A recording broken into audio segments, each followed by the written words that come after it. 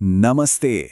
चलिए आज इकोनॉमिक्स के एक बहुत ही बुनियादी और कह सकते हैं जरूरी आइडिया को समझते हैं। एडम स्मिथ का एब्सोल्यूट एडवांटेज का नजरिया। एक सवाल से शुरू करते हैं। जब दो देश आपस में ट्रेड यानी व्यापार करते हैं तो क्या ये एक गेम की तरह होता है जहां एक जीतता है और दूसरा हारता है? सच तो ये है कि कई सालों तक लोगों की यही सोच थी कि ट्रेड एक तरह की जंग ही है। लेकिन फिर साल 1776 में एक इकोनॉमिस्ट आए, एडम स्मिथ। उन्होंने अपनी मशहूर किताब द वेल्थ ऑफ नेशंस में इस पूरी सोच को चैलेंज कर दिया। उनका जवाब एकदम साफ और सीधा, नहीं। उनके मुताबिक व्यापार एक ऐसी चीज हो सकती है जिसमें दोनों का भला हो, एक विन विन सिचुएशन। तो चलिए देखते हैं कि एडम स्मिथ का ये बड़ा आइडिया आखिर था क्या। उन्होंने ऐसा क्या कह दिया था जिसने ट्रेड के बारे में पूरी दुनिया की सोच को ही बदल कर रख दिया। स्मिथ ने एक कॉन्सेप्ट पेश किया जिसे कहते हैं एब्सोल्यूट एडवांटेज, या हिंदी में कहें तो मुतलक बर्तरी। अब इसका मतलब क्या है?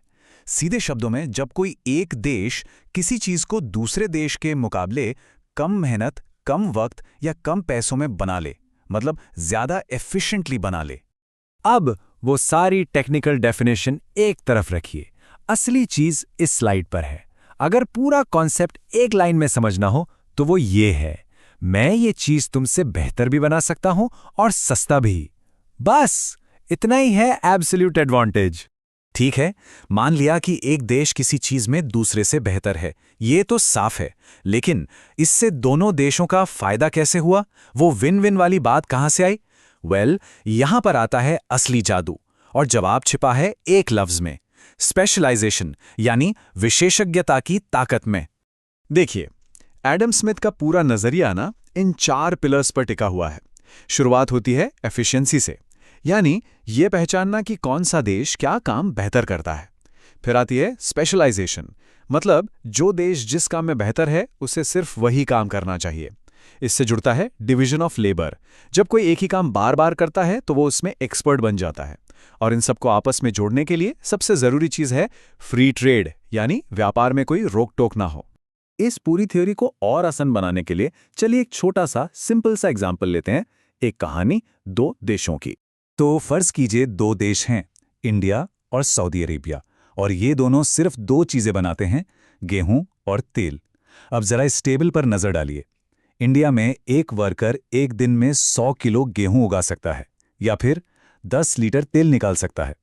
दूसरी तरफ सऊदी अरेबिया का एक वर्कर एक दिन में सिर्फ 20 किलो गेहूं उगा पाता है, लेकिन वही वर्कर 100 लीटर तेल निकाल सकता है। नंबर्स बिल्कुल साफ हैं। तो नतीजा क्या निकला? एकदम साफ है ना? गेहूं उगाने में कौन बेहतर है? इंडिया। तो गेहूं में एब्सोल्यूट एडवांटेज इंडिया के पास है, और तेल निकालने में सऊदी अरेबिया, यानी तेल में एब्सोल्यूट एडवांटेज सऊदी अरेबिया के पास है। दोनों अपने अपने काम में माहिर हैं। तो यहां एडम स्मिथ की लॉजिक क्या कहती है? बिल्कुल सिंपल। इंडिया को तेल निकालने पर अपना टाइम और मेहनत बर्बाद करने की कोई जरूरत नहीं, और सऊदी अरेबिया को गेहूं उगाने की कोशिश करने की कोई जरूरत नहीं। स्मिथ कहते हैं, इंडिया सिर्फ गेहूं उगाओ, सऊदी अरेबिया सिर्फ तेल निकालो, और फिर आपस में ट्रेड कर लो। सिंपल।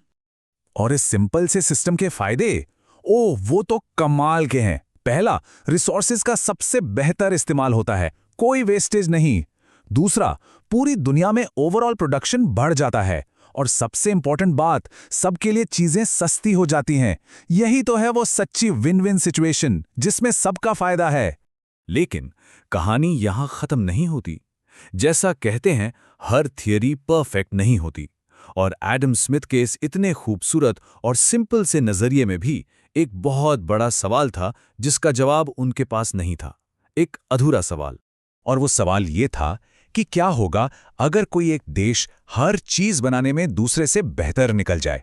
मतलब हमारे एग्जाम्पल में सोचिए, अगर इंडिया गेहूं और तेल दोनों ही चीजों को सऊदी अरेबिया से ज्यादा एफिशिएंटली बना सकता हो, तब क्या होगा?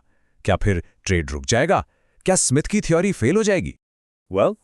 इस गंभीर सवाल का जवाब वो एक अलग कहानी है, और शायद किसी और दिन के लिए। क्योंकि इस सवाल का जवाब हमें इकोनॉमिक्स की एक और भी ज्यादा इंटरेस्टिंग थियरी की तरफ ले जाता है। लेकिन तब तक के लिए ये एक सोचने वाली बात है ना?